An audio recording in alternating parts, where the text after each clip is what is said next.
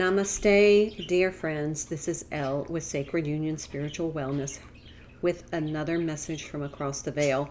I am getting a lot of messages coming through with senses of urgency, so I will be focusing over the next week on bringing messages across for you because this summer seems to be a pivotal time. It's a time of transition, and it really seemed to begin with the summer solstice, and we're still in that energy with that full moon in Capricorn. So I know the full moon in Capricorn is a reality check, but it feels like now, like the messages just need to come through because there's going to be a lot of turmoil, turbulence coming through this summer, and they want you to know how to deal with it. Okay, so this message is for someone who has just lost a feminine loved one rather suddenly. This could be a mother, an aunt, grandmother, or could be a mentor, but this person feels like they are from your ancestral lineage. They could be an air sign or an earth sign or a cusper on either. So, their rising sign may be earth or air, and their sun sign may be earth or air. But this person was a highly intellectual, maybe not necessarily scholarly, but very intellectual, very smart, very savvy. This person taught you a lot about life and how to live it. I'm getting the sense that they were a very loving, almost Queen of Pentacles kind of person, just very open, transparent, honest, and heart-centered. They did have... There was some abundance there. So there may be an inheritance involved, but mostly there's something about the number 2442. Both of those numbers came up.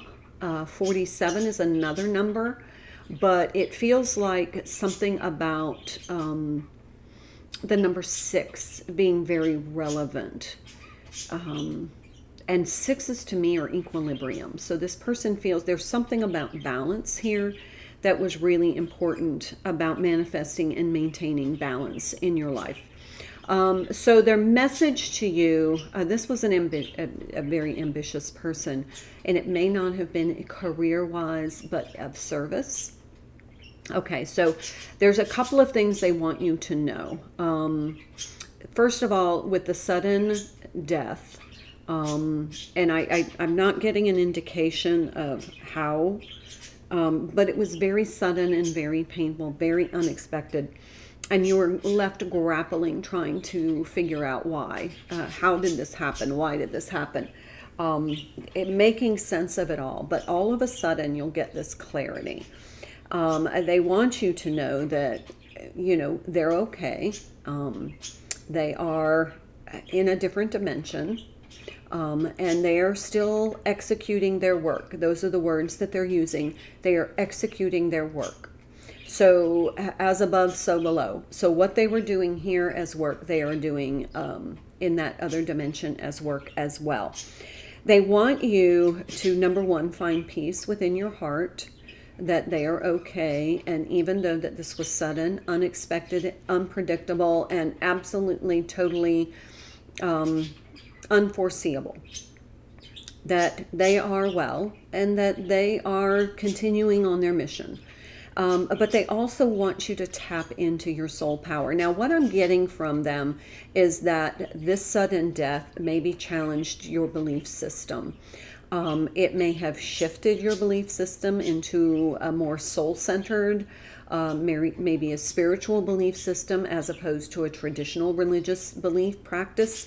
But they're saying tap into that soul power. That's specifically, you are a soul in a human body, and you are here for a specific purpose, and you were born into this lineage and connected to this soul family.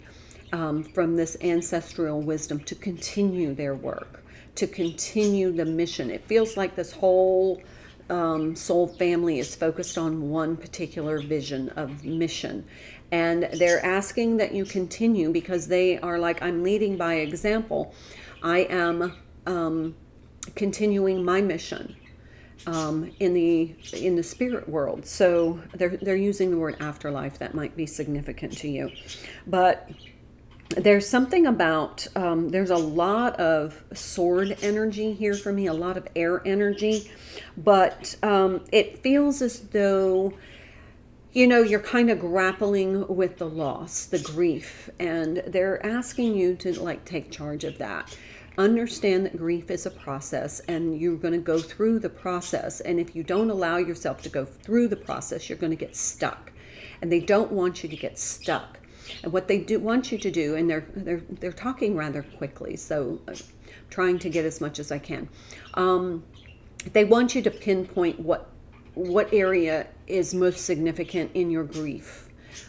Is it the loss of them? Is it the loss of their mentorship? Is it just the suddenness of it? They want you to kind of pinpoint that and get a grip on it and just realize that this was part of their soul contract.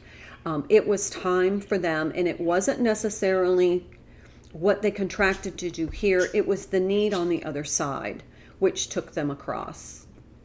So they're very specific about that. It was a need on the other side. The need of their service on the other side, which pulled them from this incarnation. So, however that. But this has kind of destabilized your life. It's almost giving you almost a fear, but they want you to master your self through service. And they want you to be very cognizant of your, they're saying soul intention. What was your intention in coming down here? And you know what that is. You already have linked to that. But now what they want you to do is continue the work, continue manifesting. But you've got to master this grief process because it feels like it's knocked the wind out of you. And maybe you're kind of, maybe they suffocated or you're suffocating, but there's a suffocating component. There's not enough air. Even though there's so much air, it's plentiful, it's almost like it's suffocating you. There's a drowning, but not necessarily drowning in water, just unable to get air. There's a unable to get air here. And they want you to, start your breath work, start to really ground and center yourself. But it feels like this has shaken you to the core. And it's not only shaken you in your heart, but also your belief system.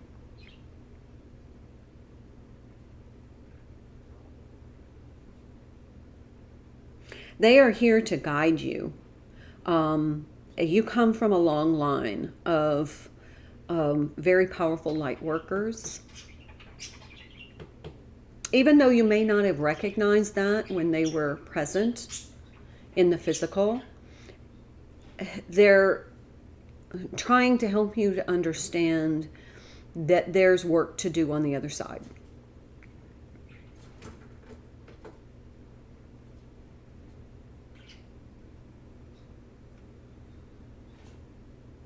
It's almost like a continual flow of energy that you're connected to through this ancestral line. I don't know what specifically that means for you, but you could be a healer, you could be Reiki, you could be a clairvoyant, you could be a medium, you could be just one of those angelic souls that, are of service their whole life. But it feels like you come from a long line of service workers for the light. There are so many possibilities in the afterlife, in the spirit world for you to continue this work, and so they want you to master it here. You know what it is. They're saying don't don't hang on to the grief. This has been extremely, very, very painful, and you may be experiencing some self-medication, maybe drinking too much, maybe trying to dull the pain. They're asking you not to do that. They're asking you to allow the grief process to do its work, but don't get stuck on it. Keep yourself aware of where you are in the grief process, and then pinpoint what it is that's creating the most grief for you.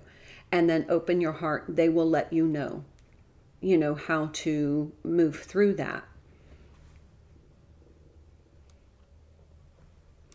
You're spending a lot of time thinking about how did this happen, and they just ask you to release that. There's something significant about white flowers or white rose, because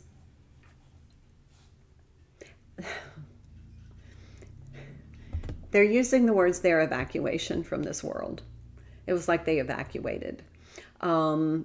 They were evacuated from the world. I've got chills. So they're specific in that language, something about evacuation. But this is partly to set you on a new path. They've taught you everything you need to know to do your work here. And now you're not going to rely on them. They will still give you guidance, but it's almost like they were the leader and you just kind of went along, but now it's time for you to step into those leadership shoes, and to do it with earnest. They're saying with earnest. You have everything you need. They have taught you everything you need to know.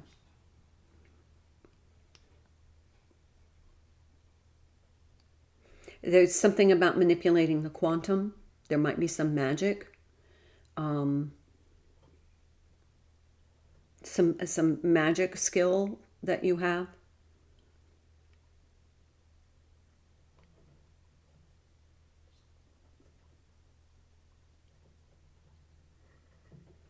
Their energy is all around you, and they're using the word envelope.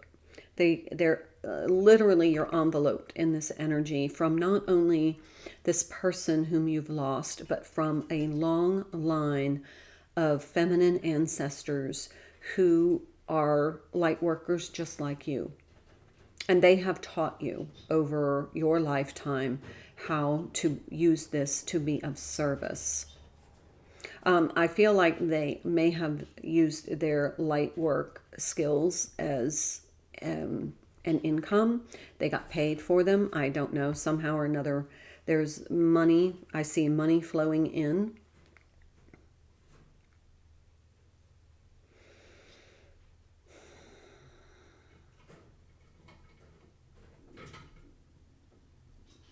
Okay, I think that's it. Let's do bottom of the deck. We'll start with the spirit messages from John Holland. I love that deck. Let go.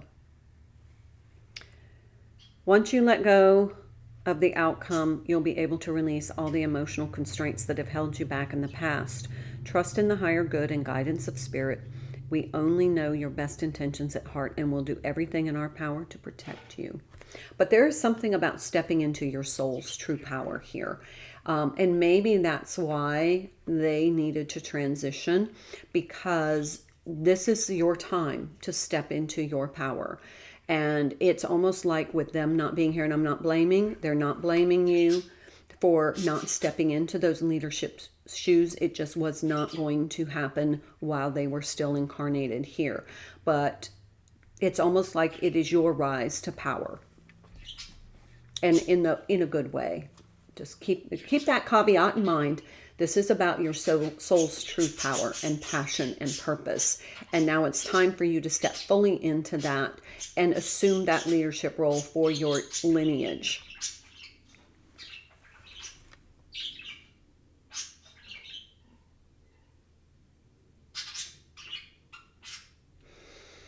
There is true abundance here. I got the 10 of Pentacles, but this is like a long-term lineage investment.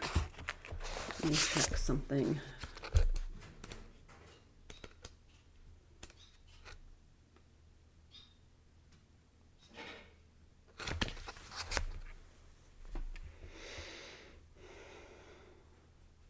there's a bit of a risk involved. We have the Fool card as well as the Ten of Pentacles. What their advice is, don't choose security over risk. This might be something that you're going to have to step into this leadership role, and it might be very uncomfortable for you. Whereas you could just stay where you are and not have to really put yourself out there. Like, for example, starting a YouTube channel. I am like mega uncomfortable in front of a camera. Super uncomfortable. Never been photogenic. Really have avoided cameras my whole life. But I never, in my wildest dreams, ever expected that I would have a YouTube channel and multiple YouTube channels. And I'm using this to be of service. It was very uncomfortable. It is very uncomfortable. I still don't know how to do all the technology. If it weren't for my tech sons, I wouldn't know how to set all of this up. And it's a constant cry for help. But that's what I'm saying. It might be that you have to put yourself out there. You might be uncomfortable. But it is your time. It is your time to take that ancestral leadership role for the next generation. It's definitely, I'm doing bottom of the deck. We have the World card. Yeah, you're kind of like going out on a limb. They want you to know that's okay to be a little uncomfortable. It may feel awkward, but if you are compelled to do it, you must do.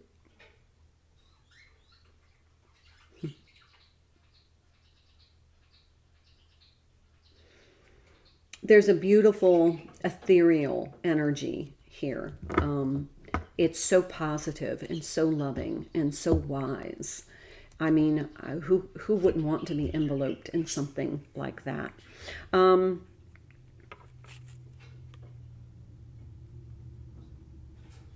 Definitely you need to fill your own cup.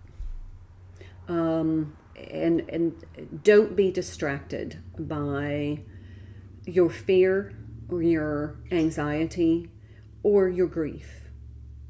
They want you to press ahead.